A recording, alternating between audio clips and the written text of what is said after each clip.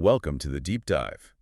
This week, we're jumping into a set of sources pulled together by Pythonist programmer. Right. She's a software engineering consultant, and these are the articles and notes that really caught her eye between June 8th and the 12th, 2025. It's a fascinating collection, kind of a window into what someone in that role is tracking in the tech world. Exactly. So our plan is to, dig into these sources, unpack the main ideas, and see what connections pop up about tech, work, society, all that stuff. Yeah, it's quite a mix. We've got everything from the pressures inside tech companies and how tax policy hits jobs. All the way to personal well-being, the crazy speed of AI development, and even how tech connects to government and climate change. It's broad. It really shows how interconnected everything is. Okay, let's get started. Let's do it. All right, first up, let's look at some shifts in the world of work, especially in tech. Then we'll touch on something more personal from the sources. Sounds good. So this first piece asks a really pointed question. Is being an engineering manager the toughest job in tech right now? Yeah, and the source makes a pretty strong case that it just might be. Mostly because the role itself has morphed so much, especially lately. How so? I mean, historically, it was sometimes tech-led plus manager. Right, or sometimes companies split it. You had senior engineers focused purely on tech, managers just on people. But this article talks about a compression era. Compression era, meaning doing more with less, layoffs, tighter budgets. Exactly. Think leaner teams. And what's happening is EMs are getting squeezed to cover work that maybe 2 or 3 roles used to handle. Okay, so what's on their plate now, according to this source? Well, it's the people management, the culture building, career growth, all that. But also handling project delivery, because maybe those dedicated delivery manager roles aren't as common. Plus, setting technical vision, being accountable for tech decisions, and maybe even writing some code. Yeah, maybe some coding, though typically not on the critical path. It's just a massive scope. That sounds just intense. It is, and the core frustration highlighted is this tension.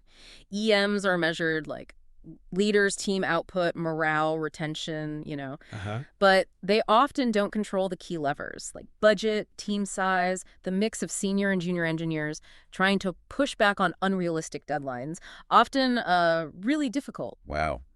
Huge responsibility, but maybe not the direct authority to match. Yeah. So why stay? What motivates people? The source says the core motivations are still powerful, still human, helping people grow, seeing your team succeed. Yeah. Those are big drivers. But the pressure is definitely there. Yeah. So if you listening work with EMs or you are one or thinking about it, this source really puts words to those pressures. It also offers some practical advice like be clear on scope, push back where you can, build peer support. And track your activity, show your impact. Good stuff. Okay, shifting from team dynamics to the bigger economic picture. There's this really interesting source connecting a, seemingly obscure U.S. tax code change to the big wave of tech layoffs we saw starting in early 2023. Right. It calls it a hidden time bomb. It sounds kind of dramatic, but the link it draws is compelling. A tax change causing layoffs. How does that work? Okay, so it's about Section 174 of the U.S. tax code. This was part of the 2017 Tax Cuts and Jobs Act.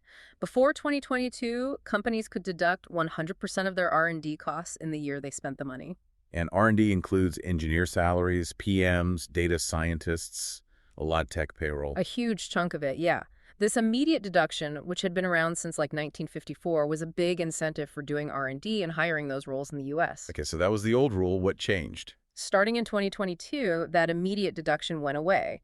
Now, those R&D costs have to be amortized, spread out over 5 years for domestic R&D and 15 years for foreign R&D. Ah, so they don't get the tax break upfront anymore. They have to wait. Exactly, which, according to the source, significantly increased the effective cost of doing R&D. And since headcount is usually the biggest R&D expense, it made hiring engineers and others more expensive from a tax standpoint. Precisely, and the timing lines up. This change took effect in 2022, impacting taxes filed in early 2023, right when the widespread tech layoffs really kicked off. Affecting hundreds of thousands of workers across Meta, Microsoft, Google, Amazon, Salesforce, Shopify. Lots of big names mentioned. Yeah, the source links it directly. It argues that while things like overhiring or prepping for AI were the public stories, this tax change was a major financial pressure behind the scenes, especially for companies that were maybe pre-profit or tight on cash. And it wasn't just big tech. No, the source says it hit other industries too, ones that had adopted tech-like R&D spending. The main point is this policy change basically created a financial disincentive to build tech and hire engineers in the U.S. That's a really powerful connection. Suggests policy played a bigger role in the recent industry shifts than maybe we realized. Definitely food for thought. Okay, shifting gears again, but still thinking about pressures people face. This next source looks at something much more personal and often subtle. Systemic ableism, especially how it might show up in a family environment. Yeah, this article lists 10 signs you might have grown up in an ableist home. And it's careful, like the source is, to frame this not as blaming parents, but as finding language for these subtle, maybe unintentional experiences that can really shape how you see yourself. Especially if you grew up neurocomplex or disabled or with a chronic illness, the signs it mentions are things like learning that strength means being silent about pain or struggle. Or that rest isn't okay, that it's seen as weakness or laziness. Right, or being told you're too sensitive when maybe your reaction was perfectly valid for your nervous system. Or seeing mental health treated like a moral issue, a lack of willpower instead of, a health issue. Other things mentioned were the sheer exhaustion of constant masking to fit in. Having your pain doubted if it wasn't obvious, seeing accommodations as special privileges rather than necessities, feeling like your needs are a burden. And this one really struck me. Being denied the right to self-identify, like having family dismiss or relabel your own experiences. And asking for help being scary or needing this huge justification. Yeah. The source suggests that just recognizing these patterns can be the first step towards unlearning that internalized ableism. Moving towards self-compassion, neurodiversity affirming self-care, redefining strength and rest for yourself. It's really valuable stuff. For you listening, maybe it provides some language for your own experiences or helps you understand someone else's. It feels like an important step toward, gentler self-recognition. Absolutely. Understanding those invisible forces. Okay, so from those really human elements, let's dive into the world of AI. It's moving so fast. These next sources cover navigating new models, how AI is changing engineering work. A lot happening here. For sure. And the first challenge, just keeping up. One source pointed out there were over 12 major AI model releases in just the first 5 months of 2025 alone. Wow. Drowning in models is right. And the benchmarks don't always help. Not really. They often conflict, or they don't capture how a model actually performs on your specific tasks. It makes choosing the right one really tough. So this auto proposed a solution, right? A kind of personalized dashboard. Yeah, it's a neat idea. It combines objective benchmark scores with your own subjective ratings based on trying the models out. And it has what they call a double customization. Double customization. Yeah. First, you decide how much you trust the public benchmarks versus your own experience. The author used like a 30-70 split, favoring their own tests heavily. Okay. And the second customization. You set priorities for different categories based on what you need the AI for. Like how important is coding versus writing versus reasoning, reading, tool use, insightfulness. Yeah. You weight them. That makes sense. So your ranking reflect what you actually care about. Exactly. And the author shared some of their findings using their specific weighting. Like O3 Pro was great for reasoning but struggled with reading tasks. Claude Opus 4 was consistently good. Claude Sonnet 4 was surprisingly good for the cost. Interesting. What about others? Gemini 2.5 Pro, despite its huge context window, apparently underperformed its benchmarks in practice. And ChatGPT 4o and Llama 4 Scout ranked a bit lower in this particular setup. The big takeaway seems to be, benchmarks aren't everything. Your own experience, your specific needs, that matters more. This just gives you a way to structure that evaluation. Totally. It's about practical, personalized assessment in this really crowded space. Okay, sticking with choosing models, another source looked at the open versus closed source AI debate for businesses. Yeah, this is a big one.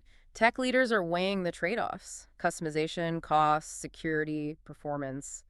And it's complex. Even defining open source for AI models isn't always clear, is it? The weights, the code, the training data. So what are the arguments for open source or maybe hybrid approaches? Often it's about control. Being able to really customize a model for specific needs, manage costs more directly. IBM's perspective in the source emphasized that. And performance. Can smaller open models compete? Sometimes, yes. Petronas AI made the point, citing Volkswagen needing custom automotive benchmarks, that a smaller, fine-tuned open model can actually outperform a big, general-purpose closed one on specific tasks. What about compliance and security? Isn't closed source easier there? Maybe easier up front because you rely on vendor certifications. But Hugging Face argued that while open source means more self-vetting, that control can be really valuable, especially in regulated sectors. You know exactly what you're running. So if you're making tech decisions for a company, this open versus closed question has pretty big implications for flexibility, cost, control, all that. No easy answer. It really depends on the specific use case and your company's risk appetite. All right, now let's get into how AI is actually changing the day-to-day work of engineers and even how they get hired. Several sources touched on this. First, there was this podcast episode featuring two engineers. They talked about how they're using AI agents, specifically mentioning Claude Code, to ship code like a team of 15. Like a team of 15, that's a huge claim. How are they doing that? Their main workflow is using an AI agent to take a rough idea, like just a concept, and flesh it out into a detailed GitHub issue, complete with a technical plan, suggested code structure, the works. Ah, so they're using the AI for the planning and design phase before writing lots of code. Exactly. It lets them refine the approach up front. It connects to that old high-output management idea, fix issues early when it's cheap. They even mentioned using voice-to-text to dictate ideas to the agent quickly. Did they rank different AI coding agents? One of them did, yeah. Claude Code came out on top for them, then AMP and Friday. Windsurf and GitHub Copilot were ranked lower, though they did note Copilot's newer agent features weren't fully tested in their comparison yet. It really shows how these tools are becoming more integrated, acting like real collaborators to multiply output. Definitely. And it's not just changing the work, it's changing hiring, too. There was a fascinating piece about companies starting to expect candidates to use AI tools during technical interviews. Expect them. Like you have to use them. Canva was the main example. They decided for back-end, ML, and front-end roles, they want candidates to use tools like Copilot or Claude in the interview. What's the thinking behind that? It's pretty straightforward. Their engineers use these tools every day, almost half of them apparently, so the interview should reflect the actual job. Okay, so it's shifting from catch them using AI to see how they use AI. Exactly. Transparency over detection. They want to see how candidates collaborate with AI. So they redesigned their interview questions too, made them more complex, more ambiguous, more like real-world problems. Think designing an airport control system, not something you can solve with one prompt. So they're assessing the collaboration skill, how you guide the AI, critique its output. Precisely. How do you break down the problem? How do you make technical decisions with the AI? How do you review and fix the AI's code, make sure it's production ready? Their pilot showed that successful candidates used AI strategically, critically. Those without AI experience struggled. That feels like a really important shift, recognizing AI collaboration as a core skill now. It does. And then there's AI's impact on observability. One source argued AI is basically changing the whole game for monitoring and debugging systems. How so? The old way was humans looking at dashboards, right? Trying to make sense of tons of data. Yep. Making telemetry data understandable for humans. The shift is AI agents can now investigate problems directly.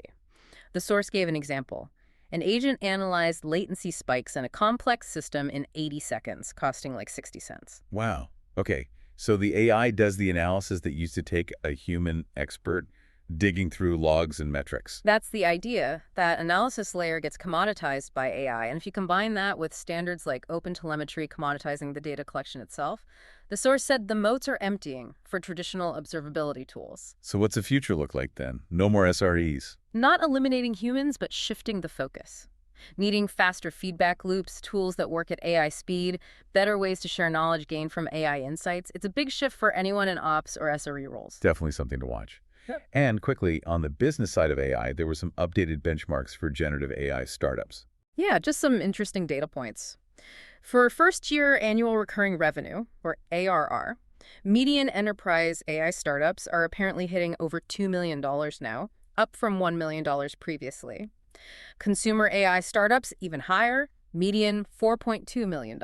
So things are moving fast commercially. Very fast. Faster revenue means faster funding rounds. There's a growing gap between average and top performers, and consumer AI is generating serious money, sometimes seeing huge jumps after big model releases. Speed is key. That idea of speed as a moat keeps coming up. Makes sense. Absolutely. It really underscores the pace right now. Okay, we've covered a lot on AI. Let's zoom out a bit and look at technology's broader footprint, how it intersects with government, society, global issues. Right. So one source talked about this idea of systems of consolidation as a new type of enterprise software. Systems of consolidation, how are they different from what we already have, like CRMs or Slack? The source positions them as a layer above those older systems. You have systems of record, like CRMs and ERPs storing data. Then systems of engagement, like Slack or Teams for collaboration. These new systems sit on top. And what do? They pull data together from all those different underlying systems into one place, one interface. They centralize where users actually interact with information. And importantly, they're increasingly using AI agents to take action based on that consolidated data. Can you give some examples? The source mentioned Glean, starting as enterprise search but moving towards taking action. Innovaxer in healthcare, pulling patient records together for population management.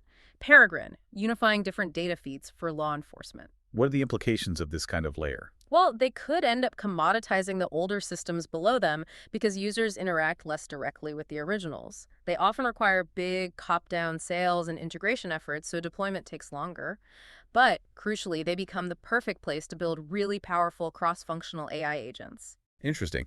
It suggests a potential major shift in enterprise architecture, with value concentrating at that aggregation and action layer. Yeah, it's a framework to keep an eye on. Now, related to data aggregation, but in a very different context, we had a source discussing Palantir's work with government agencies. Okay, and this source raised some concerns. It did. We need to be clear here. We're just reporting what this specific source claims.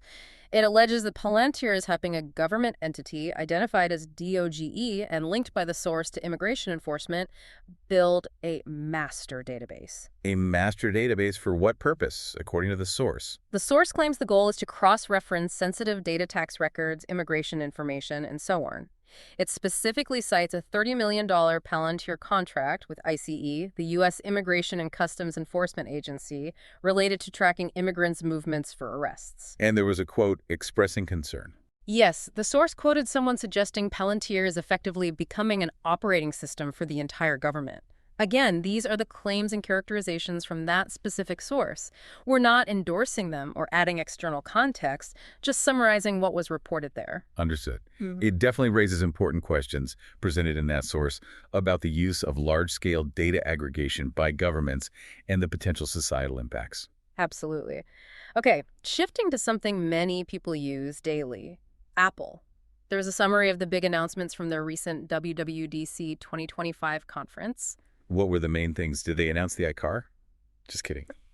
No iCar this time, but they did change how they name OS versions. It's by year now, so iOS 26, macOS 26, etc. There's a new design language called Liquid Glass across the board. Yeah. Updates to core apps like Safari, Camera, Phone, iPadOS got better multitasking. Anything for the Vision Pro headset. Yeah, support for PSVR2 controllers, which is interesting, some new hand gestures.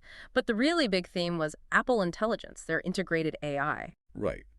What kind of AI features did they announce? Things like interacting with screenshots, asking questions about what's on screen, searching based on images, and AI-powered live translation built right into messages, FaceTime, even phone calls. Live translation in a phone call. Wow. Yeah. Plus AirPods updates for things like camera control and better voice isolation.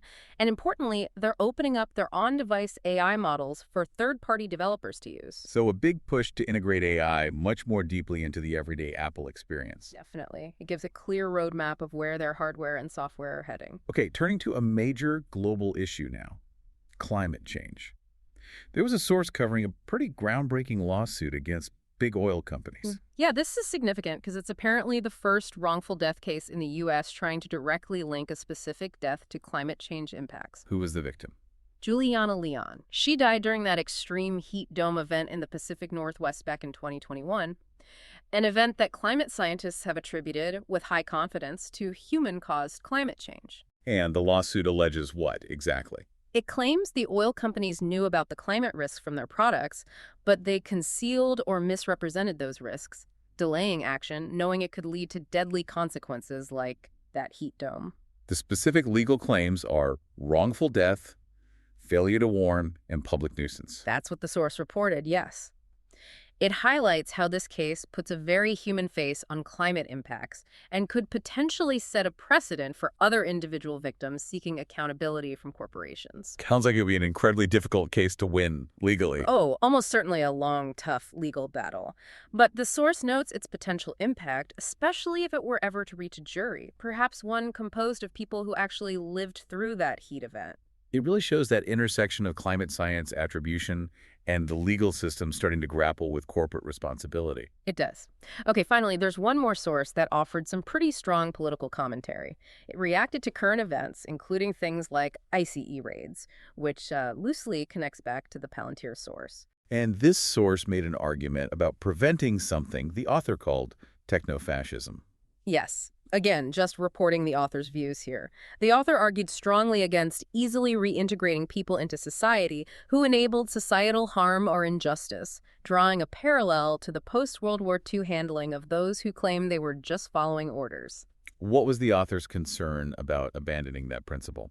The author believes that letting just following orders stand as a defense leads directly to the resurgence of harmful ideologies and actions. The source used phrasing like this leads to what you receive today. And it ended with a call to action. A call for courage, yeah.